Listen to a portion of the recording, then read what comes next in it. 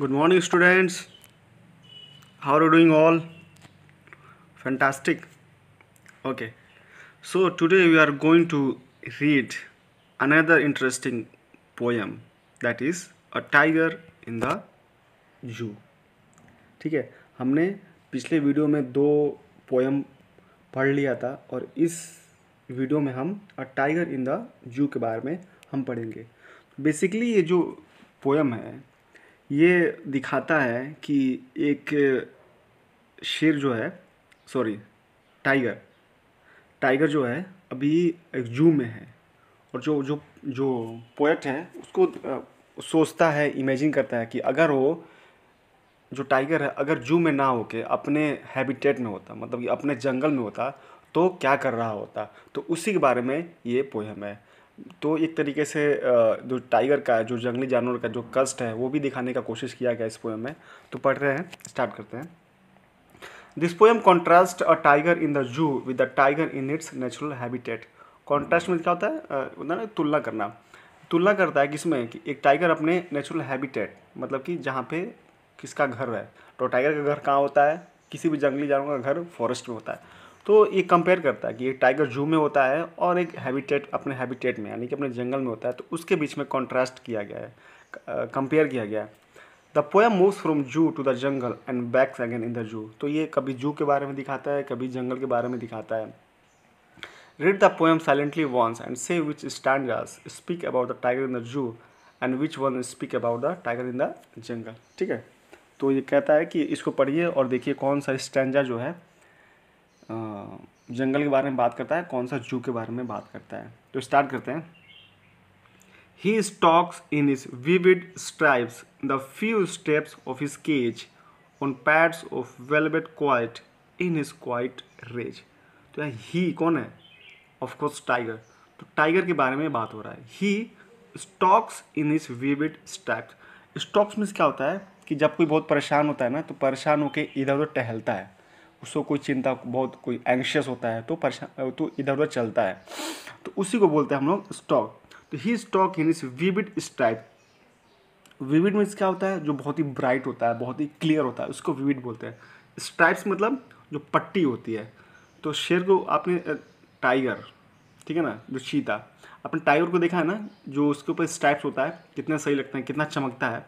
तो वही कह रहा है कि ही स्टॉक्स, कि अपने वो टहलता है, मतलब बहुत परेशान होके the few steps of his cage.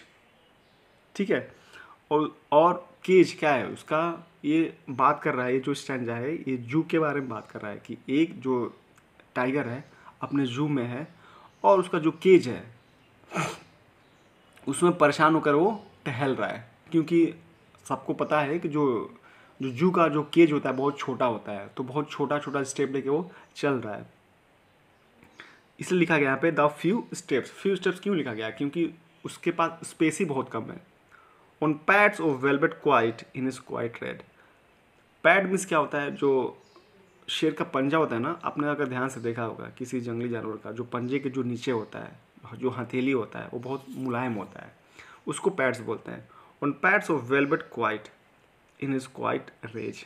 ठीक है, तो अपने पैड्स पे वो बड़े क्वाइट होके धीरे धीरे, क्योंकि उसका जो पैड्स होता है वो बहुत वेलवेट की तरह होता है। आप जानते हैं ना, जो वेलवेट का बहुत मुलायम सा कपड़ा होता है, तो उसकी तरह मुलायम होता है। और इज क्वाइट रेज, और बहुत धीरे धीरे, रेज में क्या होता है? गुस्से। और गुस्से में वो टहलता है। वो गुस्से में क्यों है? क्योंकि किसी भी जंगली जानवर को अगर आप कैद करेंगे तो गुस्से में रहेगा। क्यों? क्योंकि कोई भी जंगली जानवर कैद नहीं होना चाहता है, सबको फ्रीडम पसंद है।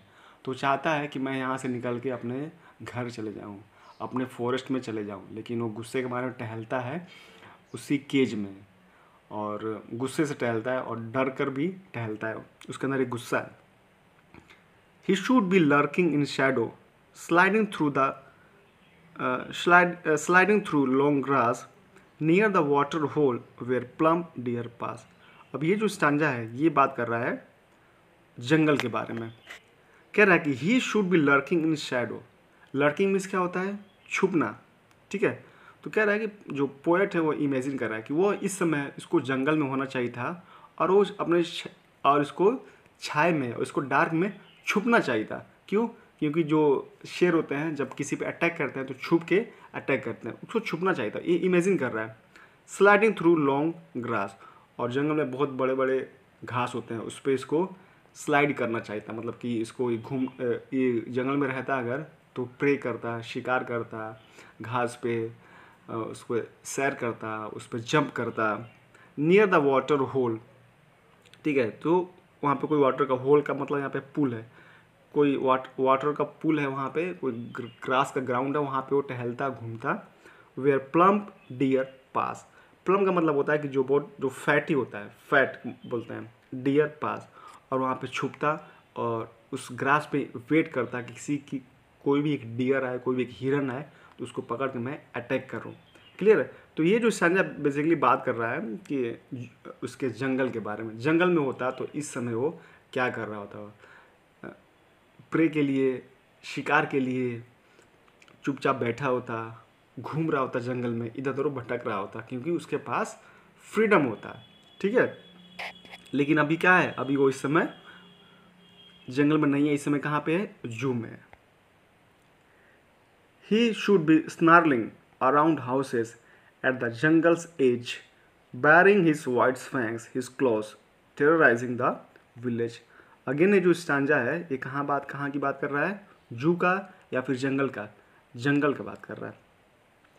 फिर से पोएट इमेजिन कर रहा है, he should be snarling, snarling मतलब होता है गुर्राना, around houses at the jungle edge. कह रहा है कि जो जंगल होता है, आपने देखा होगा कि जो भी जंगल होता है तो उसके आसपास कुछ गांव भी होते हैं, तो वो जंगल के एज मतलब किनारे, तो जंगल के किनारे घूम घूम के वो दहाड़ रहा होता, गुर्रा रहा होता। क्यों, क्योंकि वो टाइगर है, उसका काम ही वही है। Baring his white fangs, his claws, baring होता है दिखाना, हिज वाइट फैंग्स, फैंग्स मतलब होता है ना जो दो दो दांत निकले वो, जो जंगली जानवर के निकले होते हैं ना दो आगे की तरफ, जिससे वो लोग किसी भी जानवर का शिकार करते हैं, उससे उनका मांस नोचते हैं। तो वो बहुत अपना दिखा रहा होता, अपना जो जो दांत है चमकीला वाइट वाला उसको दिखा रहा होता, अपना पंजा दिखा रहा होता, टेरराइजिंग द विलेज, और गांव वालों को डरा रहा होता। तो ये इसमें बात किया गया इसके फ्रीडम का, कि अगर इसके पास फ्रीडम होता, अगर इस जंगल में होता तो क्या क्या कर रहा होता। ठीक है, but he is locked in a concrete cell, his strength behind bars, stalking the land of his cage, ignoring visitor. ये जो स्टेंजा है कहाँ की बात हो रहा है, ये जू का या फिर जंगल का, ऑफ कोर्स जू का बात हो रहा है। ठीक है, एक्सक्यूज मी, कह रहा है लेकिन वो, but he is locked in a concrete cell. तो पोएट तो इमेजिन कर रहा है कि जंगल में होता तो ये करता, शिकार करता, गांव वालों को दहाड़ के डराता उनको, लेकिन अभी वो ये सब नहीं कर सकता है। क्यों नहीं कर सकता है, क्योंकि वो एक कंक्रीट सेल में, एक केज में, ठीक है, एक पिंजड़े में वो लॉक है। हिज स्ट्रेंथ बिहाइंड बार्स, ठीक है, और जो उसका जो स्ट्रेंथ है बार्स के पीछे, बार्स मतलब होता है सलाखे, जो सेल है उसके पीछे बहुत कमज़ोर है, वो कुछ नहीं कर सकता है। Stalking the length of his cage, ignoring visitor, और वो क्या करता है उसी केज में डर के मारे वो टहलता है, घूमता है, और जो भी विजिटर आते हैं, जू में विजिटर आते हैं ना, जैसे चिड़ियाघर में लोग जाते हैं टिकट लेके जंगली जानवर को देखने, तो वो उसको उससे मतलब नहीं है, जो भी विजिटर आ रहे हैं उनको देख ही नहीं रहा है, क्योंकि उसको क्या चाहिए, फ्रीडम, वो अपने घर जाना चाहता है, वो इग्नोर करता है सबको और उसी में परेशान होकर वो टहलता है। लास्ट स्टेंजा क्या है, he hears the last voice at night, the patrolling cars, and stares with his brilliant eyes at the brilliant stars. Again ये बात हो रहा है स्टेंजा जू के बारे में। कह रहा है he hears the last voice at night, कह रहा है कि वो जो रात में वो आखिरी आवाज़ सुनता है।